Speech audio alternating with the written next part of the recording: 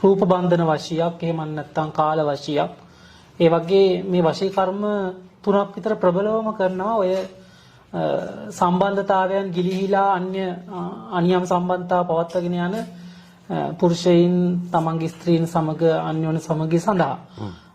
ඒ වගේම තමයි රූප බන්ධන වශය කියලා කියන්නේ මේක නමත් එයාගේ රූපයත් ඒකාබද්ධ කරලා අර අනියම් සම්බන්ධතාවය ඇසුරු කරන කාන්තාවගේ නමත්